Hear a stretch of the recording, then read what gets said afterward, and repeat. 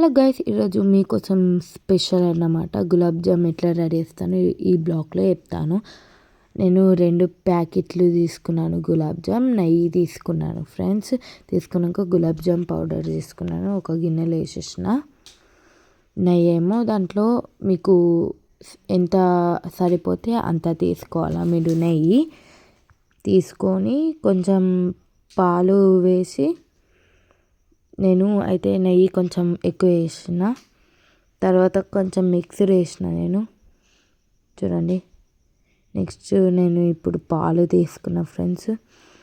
పాలు నేను దాన్ని సరిపోయే అంత వేసేసి పాలు ఇంకా మిక్సర్ వేసిన. చూడండి, మిక్సర్ వేసినాక మంచిగా చూడండి ఇట్లా ముద్ద పెట్టేసిన, రౌండ్ వేసిన నేను. ఇప్పుడు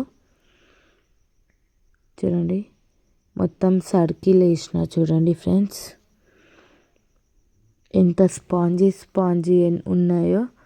మీరు కూడా ఇట్లా గులాబ్ జామ్ వేసుకోండి. ఆయిల్, ఒక ప్యాన్లో ఆయిల్ అయినా నెయ్యి అయినా తీసుకోండి. నేనైతే సన్ఫ్లవర్ ఆయిల్ తీసుకున్నాను. వేడి అయినాక నేను వేసేసిన. చూడండి ఫ్రెండ్స్, చూడండి నేను కొన్ని వేసేస్తున్నా. అది రెడ్డిష్ కలర్ వచ్చేదాకా మేము ఆయిల్లోనే వేయాలా. చూడండి నేను ఈ కలర్ అయ్యేదాకా, రెడ్డిష్ కలర్ అయ్యేదాకా వేసిన.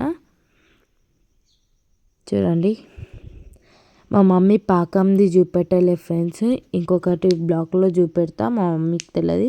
మీకు నచ్చితే అయితే లైక్ చేసి సబ్స్క్రైబ్. ఇది నాకైతే ఫుల్ నచ్చింది, తగ్గదులే. Bye bye.